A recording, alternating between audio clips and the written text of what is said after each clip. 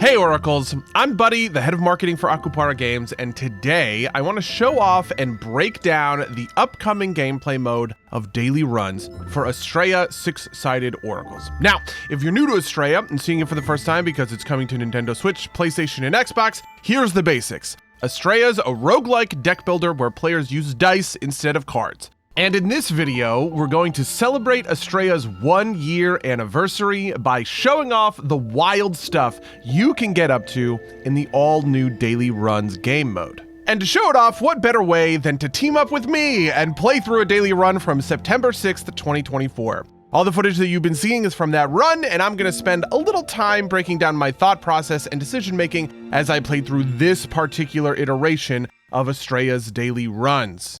Now, this is the daily run screen, which really has it all. Number one, I'm playing Sothis, whose builds revolve around combos and delayed purification and corruption. Number two, Sothis's virtues are completely different.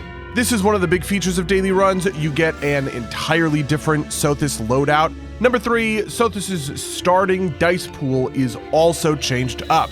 Some of these dice are the same, but Hourglass Mirage and Soulburn are very advanced dice to start the game with. And then we've got number four. Now, I know how this ends, so I'm cheating a little bit, but I really want to highlight the modifiers you get to play with in daily runs.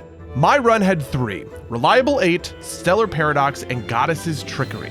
Goddess's Trickery is no slouch since it means you can take exceptionally risky dice like those with Dissolve Life, but any Astrea veteran probably knows where I'm going to be taking this one. Reliable 8 and Stellar Paradox both introduce a huge amount of dice to my dice pool.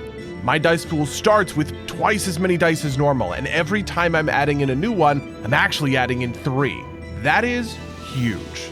But until we find our secret sauce, we've got to play this one by the book. So, my first few dice pickups are very simple. Stuff that benefits my Relief Affliction gameplay, stuff that triggers as I add a ton of affliction to a target, stuff that adds a ton of relief to a target, stuff that doubles that relief. This is all how I can add 58 relief to the juiced crab boss and purify him in a single turn.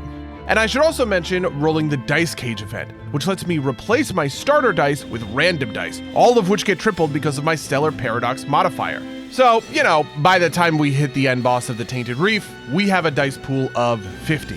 And then, as we move through the Astropolis Ruins, I end up picking up, buffing, and copying my Unknown Device. He's this goopy fella over here. The Unknown Device has Discharge 3, which begins every turn with 3 purification to all targets. Remember that, becomes important later. But mostly at this point, I'm cruising off of the synergies with Affliction, Soul Stigma, and Purging Eruption.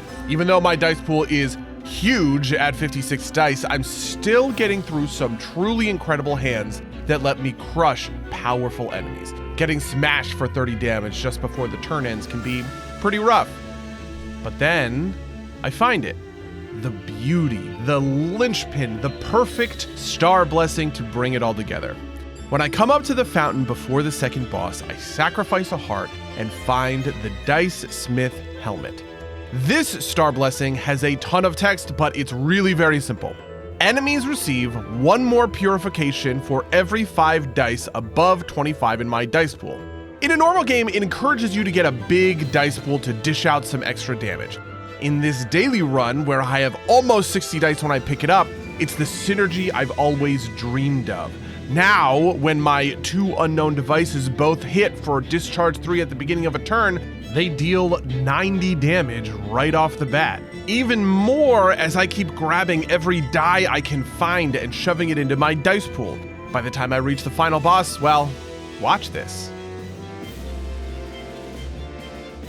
And I figure that's a pretty good representation of what it's like when you blow a daily run completely out of the water. And listen, if you want to play through a copy of my run, we've opened up virtues and modifiers in the all-new run customization screen. Being able to customize or randomize your virtues, being able to set different modifiers like auroras or dice holder. This is the stuff that makes Astrea so endlessly replayable. Daily runs are coming in just a few days on September 26th, alongside Astrea's release on Nintendo Switch, PlayStation, and Xbox. Until next time, Oracles, cheers.